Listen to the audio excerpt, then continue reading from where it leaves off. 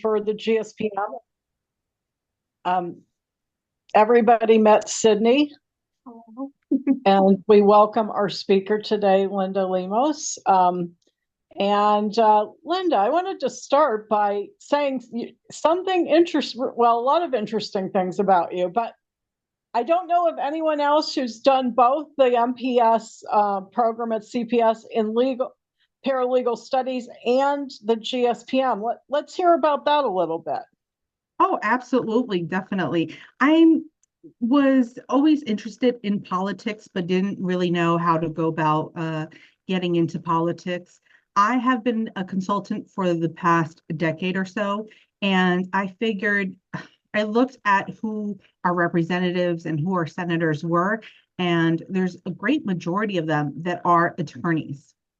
Mm-hmm. And I figured that since law and politics go hand in hand, that it would be wonderful for me to take the opportunity to take this program of the Graduate School of Political Studies and focus on political management, because I can also offer the, the services of politics to my clients as well, besides the business and the legal. Why Oh, not? that's cool. I love that. So, how's the experience been for you, both in the paralegal studies and in this program? I feel very blessed and fortunate to have had Director Tony Marsh and Lisa LeBeau, who was my thesis professor. Their wonderful support. I will tell you that the master's degree in paralegal studies, that that program is not for the faint of heart. It is Oh, challenging. But I feel that if you can get through that program, um, as as most of legal programs are very challenging. If you can get through that legal program, it will give you the confidence to get through any other type of studies that you want to do. and so you're just pairing that with your political studies now in political management. Absolutely, yes. And I can offer political consulting, since most of politics and most political careers, as you well know, many times are as almost a consultant, or you do have a job while your candidate is holding his position and in term. So having the freedom of being able to write a speech for a candidate or support the candidate in polling or surveying, which is so important in order to get to the heart of the matter and know what the public wants and know what your voters want. Polling and surveying, and that's what stemmed my second book, which is a book about Kentucky voters. Okay, well, let's hear about your books. We just wanted to do that intro round, but now we're really here Yes. to hear about your books because we started this GSPM alumni author series almost kind of by accident because one of our adjunct professors wrote a book and he was like, "Hey, Meg, don't you have a feature of GSPM alumni authors?" And I was like, "Well, I would if I knew who they were." And then thankfully uh, you came to the fore and some others. And so now we have a whole series. So we're so excited about that. So let's hear about your books and how you started writing and why you started writing. And did you always want to be an author? Let's just hear about it, Oh, I please. love those questions. Yes. So I've been a book lover since the age of 5. I used to beg my dad to take me to the public library so I could get some books. So I've always been a very ferocious and avid reader. And it always has been a dream come true to me to be a book author. I just never thought academic books would be the first thing that I published. It happened by accident. I completed my thesis for paralegal studies, which is the book we're going to talk about today at GW. And my mentor, who mentored me through the thesis program, Miss Kimberly Hauser, JD, she said a lot of the academic community publishes their work on this website. And I said, "Oh, okay. So is that what I should be doing?" She said, "Yes, absolutely. We all publish our works and our here on this website." So that's what I did. I published it. Um, I think it's called CRSN website. And I published it, and the publisher came looking for me, actually. They liked my work. They liked both of my writings and my essays. And they asked me if I wanted to have a book published. And of course, I said, yeah. I said yes. I have nothing to lose. And that's how I came about with this book that I want to talk to you guys about today, which is Can the Law Regulate Social Media and Should It? Which is right here. I don't know if you guys can see it. There we go. Nice. And this book is a quick read. It's actually my thesis. So again, like I said, I have to thank the paralegal studies program as well. It's my thesis that I wrote. And how I came about the thesis was when you're a grad student, you want to solve the world's problems many times. And you have to ask these questions that not only reflect what your thoughts are in politics or laws or policies, but what can benefit the world in general.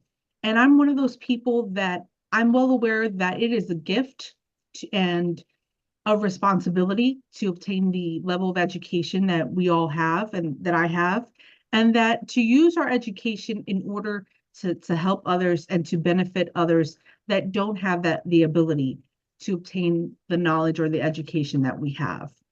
And with that said, I came upon the question after reading so many newspapers and newspaper articles about so many people becoming unemployed because of something they posted on their social media. Right? And of previous individual celebrities being taken to court for something that they've published on social media. And what were the outcomes of that? I think for the most part, people truly do believe that their social media page is private. It is not private. It is definitely public. And there is so much confusion with regards to if there are any laws with regards to social media. Now, with that said, technology is always so much more advanced than our United States Congress. Yes. Regardless if you vote red or blue, doesn't matter. Congress is always slow when it comes to updating themselves with technology and the laws of technology. I know I'm not the only one who said this. I know that there are newspapers and professionals who have stated this before, and that many times it's hard for them to even explain to Congress technology and the laws that can be written or the laws that can be violated. So my question was, how do I best inform the general public?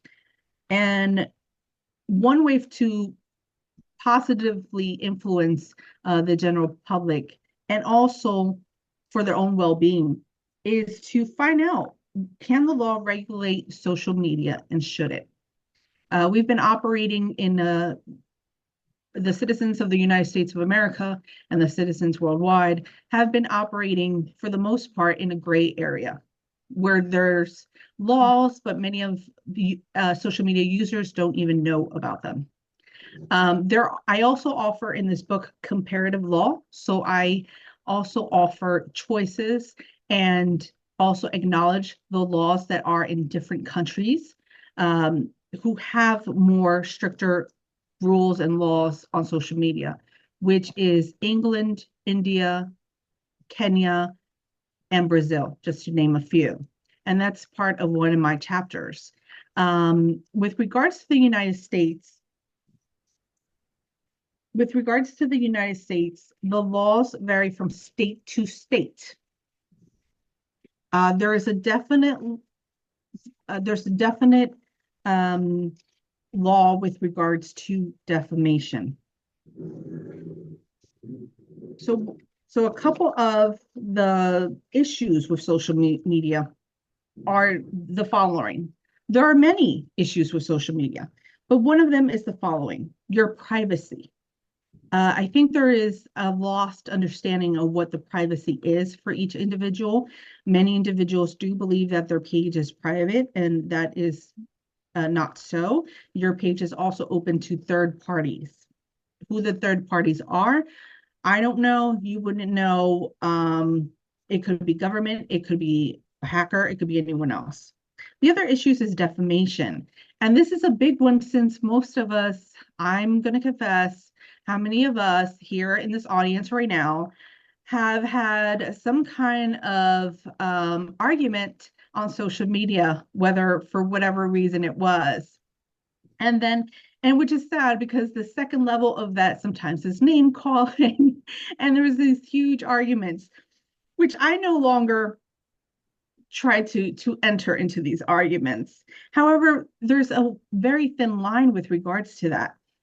You could be brought to court if you defame the person or you insult the person or you share their likeness or their image, stating that you had an argument and some horrible words as well. You could be held accountable in a lawsuit with that person or that individual.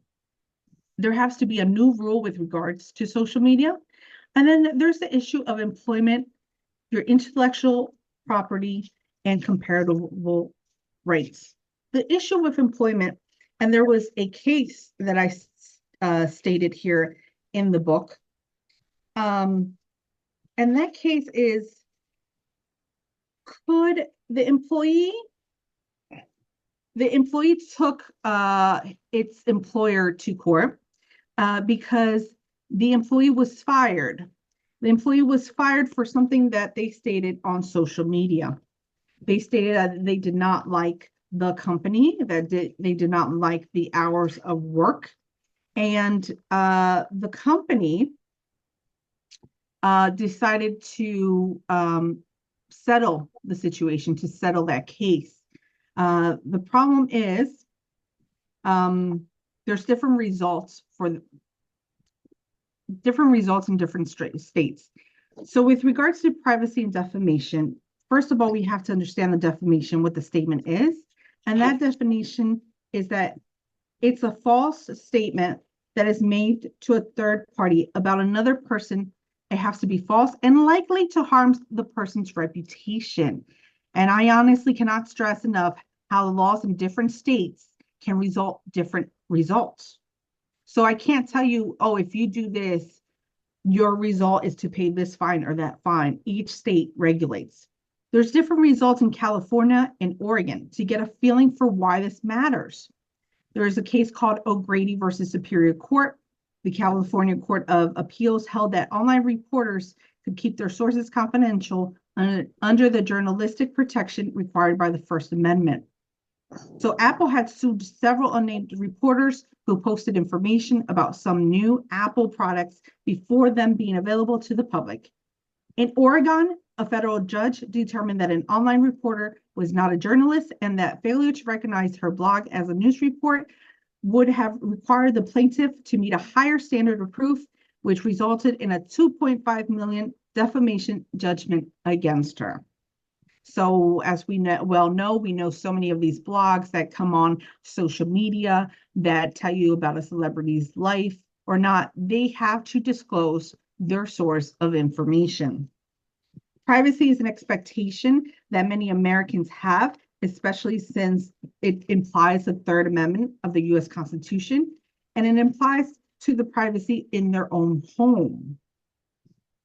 And with regards to privacy and defamation, there is a federal government that protects us and through a series of laws enacted by Congress, and that would be the Federal Trade Commission, which is the primary agency enforcing policy and enforcement since the 1970s.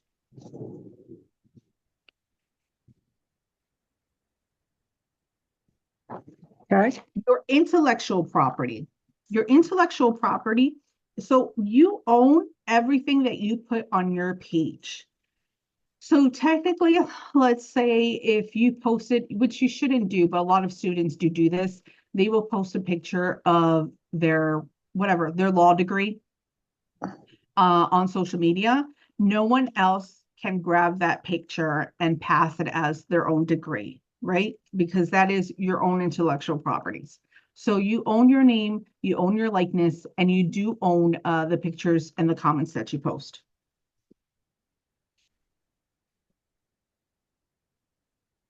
With regards to comparative law, which I love this. I always find this interesting. And I know I see some of my classmates here, which thank you guys for coming. I love comparing law from one country to the other. I think it's important to know that many times you don't have all the answers to your country's problems, that it's okay to compare the law that currently is in the USA and compare it to what other countries are doing. So how are governments around the world approaching the issue?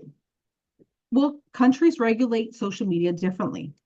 The following countries are listed in the level of internet freedom. In Germany, a law known as NetDZ requires social media companies to quickly take down illegal content, including hate speech or large fine, or incur a large fine. In India, social media platforms are generally exempt from liability, but can be compelled to remove content. Internet shutdowns are frequent, and the government is moved to assert great control over some platforms. In Brazil, social media platforms are freely available. However, the legislator is weighing a bill that the rights group fear would undermine the freedom of expression. And in Kenya, in the country of Kenya, social media platforms are fully accessible. The government has at times asked companies to remove content deemed objectionable, including music videos. In Australia, platforms are required to quickly remove abhorrent, violent materials or face large fines. The law was passed after the Christchurch terrorist attack, which was live streamed on Facebook. The following countries listed are countries where the internet is not free, and one of them being Russia, Saudi Arabia, Ethiopia, as well as China.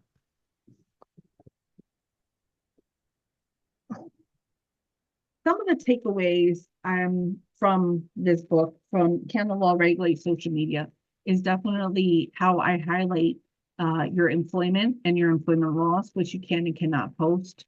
And definitely as well as my advice for Congress, which is at the end of the book. Social media can be regulated. It's not that difficult, but we need Congress to act. And there is a way to create a regulation and a law that prohibits and helps the everyday people to be able to use social media, but knowing the rules. Sorry, pardon. Do you have any questions? Okay. If anybody doesn't have any questions, Sydney, why don't you go around and introduce everybody, please, if you don't mind. Yeah, that sounds great. So for those who haven't been on one of our sessions before, we usually kind of just go around and have students and alumni who are joining us just introduce themselves. So if you're able to turn on your camera and unmute, say hi, introduce yourself, let us know what program you're in. And if you have any questions for our speaker, and if you're not able to do that, feel free to just post it in the chat as well, and I can read that out for the group.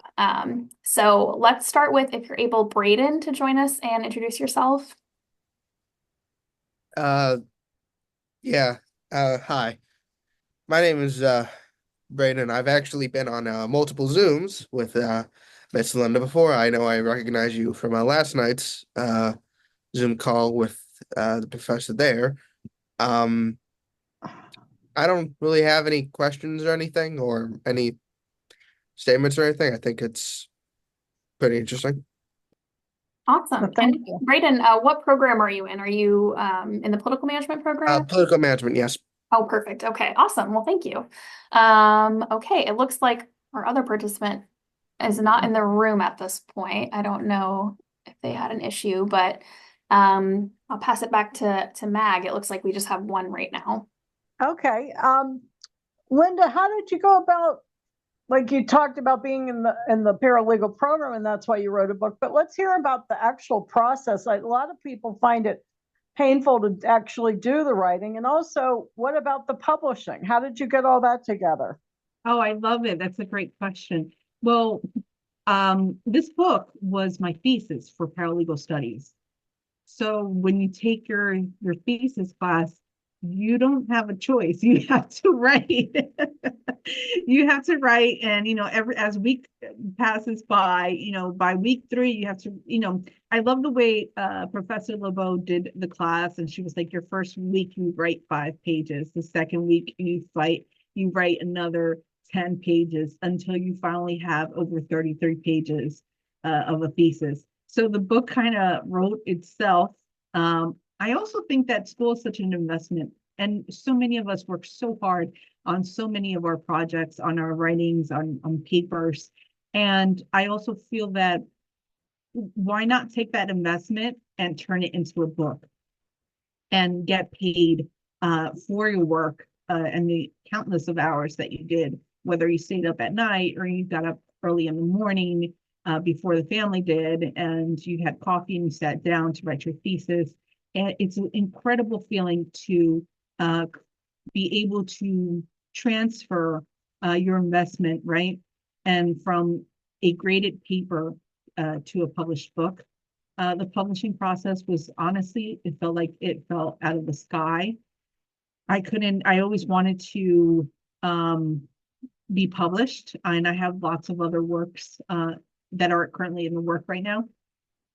And I found the publisher found me through a website that a lot of scholars and academics publish their work in. And it's been really great working with them. Aliva Press has been absolutely fabulous. They have such a great way of working that's laid back and not as pressured as some other publishing companies. I felt very supported by the publishing company. And it's really interesting because when you take the leap into becoming a book author, you kind of become your own business in a way. But I think it's really cool. It's really interesting. How many of us I have 20 years of experience working in corporate. I've put in so many hours working for someone else and making somebody else money. I think it's fabulous to be able to, give your work to the world. And again, there's so many questions as students that many times we answer. I really do believe that the students, are the future of the world and can continuously work to solve the world's problems. I think that's the good thing about what I do, being in legal and being in politics, is that there will always be work in legal and politics because the world will never solve its own problems. The world will always have problems for someone to solve. And what about the actual publishing process? How'd you go about finding someone to publish and all of that? I didn't shop around. I didn't shop around. They shopped for me. I read the contract. I thought the contract was very fair with regards to royalties and so forth. The process was great. They email you, they accept you. I like that. I think because this book was a thesis, there wasn't so much for the editor to do. And I think the editor at Aliva Press purposely picks out academic papers in order to not have so much of a work to do, not to have so much editing to do. So the process was pretty quick. Between submittal and having it published, it was a month, if that. It might have been 3 weeks. Picking out the book cover was instantly. They had a few drafted pictures of what the book cover should look like, and I fell in love with the book cover that I selected. So it's been wonderful. I'm on book. I've written 2 books, and I'm currently working on my 3rd book. So there's more to know. That's awesome. Wow. So you're very disciplined. You wake up every day and just schedule time to write, or what's your process? Yes. Now, and it's not easy. I love when, again, I feel like we're all writers, right? We've all written papers in school. we are all writers. So it's easier and more organic when you have to write for school because you have to do it anyway. So that's the best. I feel like during my academic career and God willing, I've applied to my next schooling, but I will turn whatever papers that I do and I will gladly turn them into books. But my next book, which will be my third book, is a book about my 20-year career, a 20-year career in corporate and me working across the industries, everywhere from the entertainment industry and into government and politics. So that's going to be a very interesting book. And that book is going to be different. It's going to be more of a personal book because with all honesty, whether it's our professional careers or corporate careers or our schooling, our academic careers, there's a part of the process of your career, of your profession that is personal. And I like this book. I'm opening myself up a little bit. I'm a mentor and I'm opening myself up to share some of these personal stories of these hard bosses that I had or these difficult situations of office politics and so forth. And that's one of the reasons why this third book is so important because I don't have all the time in the world that I'd love to have for my mentees, both at George Washington University and Berkeley College, which is my undergraduate. So me giving them this book, which is for the public, but I'm doing it keeping in mind that it's for them so they can read it. Because admissions, I love you guys, right? You guys do an excellent job. But I feel that I don't know. When I was an undergraduate, I had that feeling of I was going to graduate and it was going to be the fairy tale ending. And I was going to live happily ever after, right? And which is great. And it's a great motivation. But with regards to every job, whether you're in entertainment industry or government or politics, there are those challenges. And it's great for someone to either learn from my triumphs or learn from my mistakes that I've done in my career so that they can have a better life. So I think it's definitely going to be a wonderful book. Nice. So I didn't ask you, how did you find out about, how did you decide to choose GW for these two programs and how did this all come about? Wow. Okay. So my friends from my undergraduate from Berkeley College had attended George Washington University. At that time, I really was looking for a master's degree program. I debated whether I wanted to do an MBA or not. But then I saw paralegal studies and at GW and that it was online and it was very similar to my undergraduate. And I said, okay, this is a no-brainer. And I felt compelled to stay relevant in my field because at that moment I was a legal consultant in Wall Street. So at that time, I said, this is a no-brainer. I think it's doable and I'm going to do it. And I was excited. And it's all about word of mouth too. If you get a good recommendation from another student that they loved the program, that they had great professors, that's the key to letting the student in for the student to be interested in the program. And with regards to political management, I knew that I wanted to stay at GW because I did like everyone I had met. I met a wonderful support system, which were my paralegal school friends that I still keep in contact with. And it was such a wonderful experience that I said, I want to stay at GW. What else can I do at GW? I've always been a lover of politics. I'm a White House aficionado. I find politics very interesting. But for me, it's always, with regards to politics, it's always been about the people. It's always been about the policies, whether you're red or blue. It's what policy are you writing down, and is it for the benefit of the people? And I think that's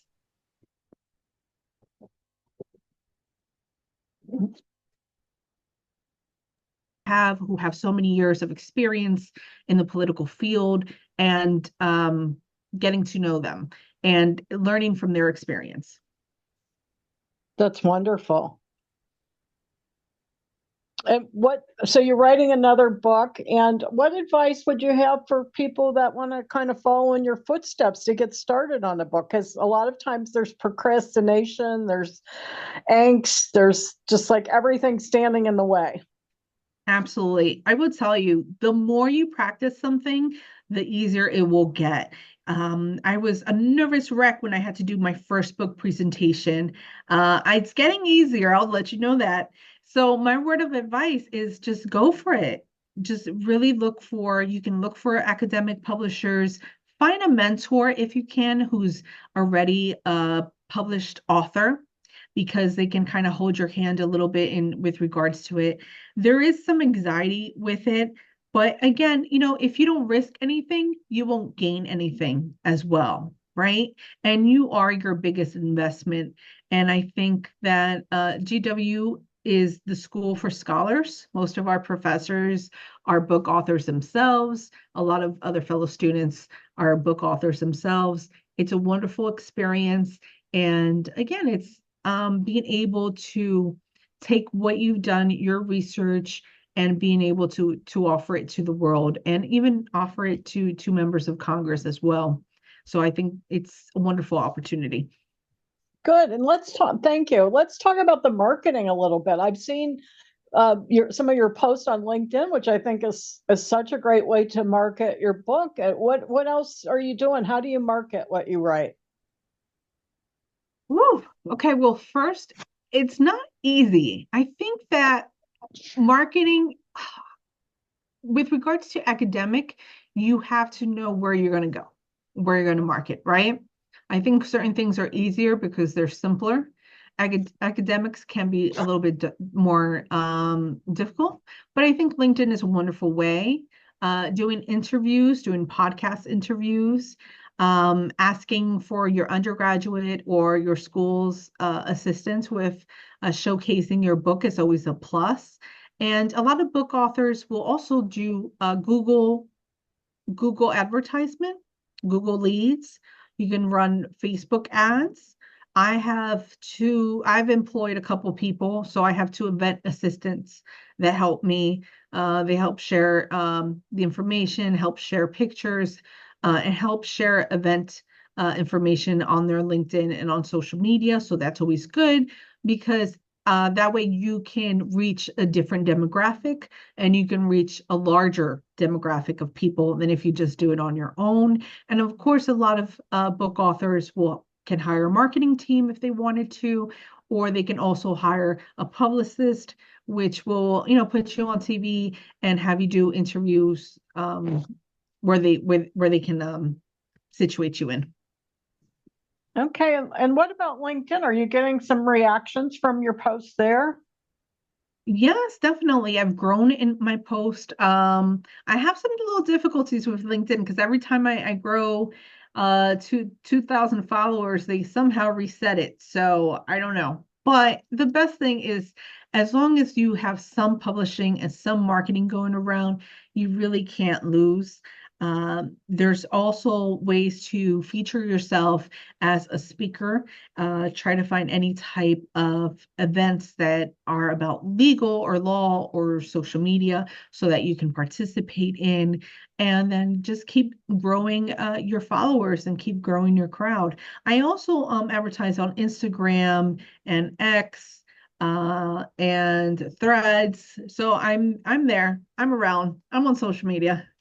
Good for you. I love that, because you could do a class on how to do this. Sydney, what's on your mind? What are you thinking about? Well, I'm just thinking about how, cool it is to have a current student already having published so many works and working on another one. And it's just cool to hear about the process. I know we have a lot of students who are, interested in publishing, and maybe it's a different content area, but just knowing a little bit about the process and the different way that you found yourself being published, I think is really cool. I haven't heard that from our other authors yet about having a publisher find you. So I think that is a really cool thing to hear about and for our students to hear about. Sorry, my computer. Thank you. There we go. Can you all still hear me? Yes. Oh, sorry. My email was making all these sounds and then I lost connection for a second. But yeah, so anyways, I just wanted to say thank you because it's a really cool, different perspective for us to hear about, and I really enjoy it. Yes, absolutely. Thank you. I really can't stress. I feel very fortunate because sometimes I get poked into I get poked by Facebook, but I get poked into sometimes arguments. And right now, as you well know, with the elections, people are like arguing between family and friends, between red and blue, and so on and so forth. And I'm very fortunate that I wrote this book, and I know the laws of social media, that if someone posts something on me, I just delete, or I try not to get into arguments, try not to insult anyone on social media, because again, you're opening yourself to lawsuits. So I would tell you, as enticing as it is sometimes to argue with people, don't argue with them. They have their perception and you can't change people's minds, and it's not worth a lawsuit. It's not worth being taken to court because you called them this or that you shared and you told the public that they were this or that as well. So don't do those things. That is very good advice at this right now, because Thanksgiving's coming up. So I think there's going to be some family food fighting. Yes, absolutely. People are very passionate about politics, and it's a good thing and a bad thing at the same time. I'm glad that we live in this country and there's so many of us that want to just be civilized. I believe in civility. And there's, as you well know, and from the pollsters, the exit polls, there's so many Americans that are not the most educated. They're not exactly educated on the policies or on politics, right? So sometimes it's like, would it be a fair fight? It wouldn't be a fair fight, I've had to read so many books just for this program alone. It's like, why get into a fight? And currently, right now, in order to end arguments, my favorite thing is to tell you that you're right. Nobody knows what to say when you say they're right. That's You're so right. true. You're complimentary, and it's like, wait a minute, I wanted to insult somebody. I always say, it's funny you said something along the lines, I always say the GSPM is the last place in Washington where Democrats and Republicans can speak civilly to each other and feel like it's a safe space. I agree. I absolutely agree. And what, also, we have to give each other a break too. We have to understand the politics in our media and how we all receive information has changed since the 1980s, and what we're watching. One of the things that used to unite us as Americans is being able to have channels 2 to 12 free. Remember, there was no such thing as a cable box. And that it didn't matter who your neighbor was, or what culture there was, or what language you spoke, because you all watched the same show on channel 4 at 4 p.m. because you didn't have that many options or choices, and your source of information were limited. You had maybe 3. You had NBC, or you had ABC, you have the 2020 show. You know what I mean? It wasn't so expanded as it is now. And there's a lot of misinformation out there as well. Yes, and I'm wondering, since you have posted so widely on various social media platforms, and you all obviously know the laws pursuant to doing so, are you getting any kind of hate stuff, or people pretty like pleasant about what you post and what you're writing about? Great question. Again, always know your audience, right? Most of my social media, I try not to showcase my personal life too much, right? It's mostly, for me, social media is more about education. the events promoting my book presentation or events that I'm going to, or charity functions that are semi-public, semi-private events. I try not to showcase wealth. I have there are lots of criminals out there that are watching everyone's social media to see who's on vacation, who can they rob, who can they steal. So that social media actually becomes like a catalog for a lot of criminals. So I'm very much aware of that, very much aware of not showing off jewelry or anything like that.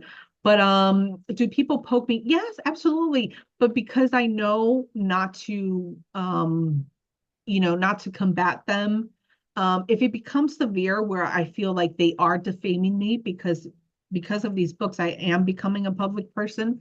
What I do is send a screenshot and I tell them, I warn them, and I say I'm going to send this defamatory language that you've posted to my attorneys. I have attorneys, and I don't have a problem taking people to court. I don't want to, but it's a way to teach people a lesson as well. And then of course you have to use your blocking. Thank God for Facebook finally has that, right? You block them, delete them, and get them out of sight, out of mind. And also, it's really interesting because social media is a tool. So you can use it to help others. You can use it to inspire and motivate others, which is what I try to do. But there's always going to be someone that doesn't like you. There's always going to be some hate. And I think the best thing to do is to delete or block them. Don't even get involved into it because it can sometimes put you into a situation that you don't want to be placed into. No, I've seen that, especially this week, some people posting some very nasty things. And I'm always, actually, I have to say, I'm always a little bit surprised that people have their whole work history. Like I'm talking about LinkedIn right now. They'll have their whole profile. Oh, I'm the senior vice president at this bank. And they post something so hateful to somebody. I'm like, oh my gosh, Yeah. that employer can see that. Yeah, that's then you have witnesses, right, to what you posted. So I had a situation this morning because I posted what The View posted, their feelings about the outcome of the presidency. I posted The Daily Show. I watched The Daily Show. I posted what they say. So a lot of times people will kind of understand what I'm saying without me saying it. So which is good because I can't be sued if I didn't say it. Right. That's a good point. And I guess The View must have offended one of my old classmates, and it was a huge paragraph that he decided to post on my page. And I didn't get through most of it. I'm older, I have some health issues. I'm older. I don't feel like getting upset. So I just deleted him. It's an option. Let's use it. Use your delete button. I think that's very good advice. I like your calm demeanor because this week has been really challenging to, regardless of what side of the aisle somebody's on. It's just been a lot of emotions going on, a lot of name calling. And, I think most Americans just want things to get better, I hope. Yes, but I also feel that I think most Americans don't realize their own personal accountability and responsibility. And the notion of that, yes, you can, there's some aspects of that you can control your own fate and your own destiny. And Yes. that no matter how comfortable, like let's say for my example, my career, when I first started entertainment industry. I worked for a record company, a record label. I was a receptionist, right? Which is a good job. It was a good job for a 20-something-year-old with not as many responsibilities as I have now, being older. And it was great, but some people get so comfortable with that one job and they never seek to have greater responsibility or challenge themselves to go back to school so that they can get a better job. So to earn more money or to learn how to have different sources of incomes coming in. So you don't have to rely on one income. I think it's very challenging, no matter who you are, what your background is, to just rely on one income. So I think also I tell my fellow Americans and my fellow world citizens, it's also about what you can do and the most that you can do for yourself, work-wise and income-wise, for yourself and for your family. Because ultimately, the one who can control what comes in or brings money home is you. And yes, I mean, our government is important. Their policies are very important, but ultimately you have to do for yourself and for your family and for your loved ones. Oh, I like that. Yeah. Well, that's great. I see that we're almost at the closing bell. I was wondering if you just wanted to offer some final words of wisdom, and then again, we've recorded this, so for people that want to listen and watch in the future, they'll be available to do that. So, what are some parting words of wisdom? I think, especially with my books, because one is on social media and I give advice to Congress, which is this book right here. My advice to Congress is in the back pages. And my other book is whether Kentucky voters would ban assault weapons in Kentucky. And one book is politics, the other book is social media is legal. And I would tell you this, that the greatest gift you can give yourself is to really learn about politics and really learn about policies, the laws. That's what has the greatest outcome in your life. It's the laws that Congress put in place and install. The rest, with regards to your personal income, that is actually personal. So the most you can do for your own family, whether you learn about investing, whether you learn to have 2 jobs or 3 jobs. And actually, a lot of affluent people have multiple jobs, multiple sources of income. But the greatest gift you can also give yourself is your own pursuit of knowledge. Look for credible sources for politics. And I always tell people, and I've challenged one of my old classmates, how do you know that you're a Republican? And I made her think. And she went back and she researched and she came back with a whole answer and she read a couple books and she told me the answer. And I was like, okay, then you are Republican. And what I would always tell people, there are wonderful lawmakers and wonderful Congress people on both sides of the aisle. And I have wonderful classmates that are on both sides of the aisle. And at the end of the day, I would tell you, self-inform yourself, find reputable sources of information, read books from both sides of the aisle.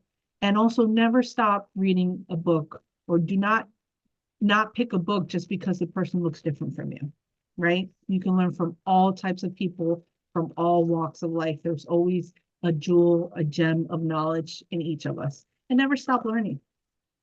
I really love that. I really love your attitude as well. I think you're quite a role model for our program. And we really appreciate your coming today. Sydney, did you want to say a final goodbye?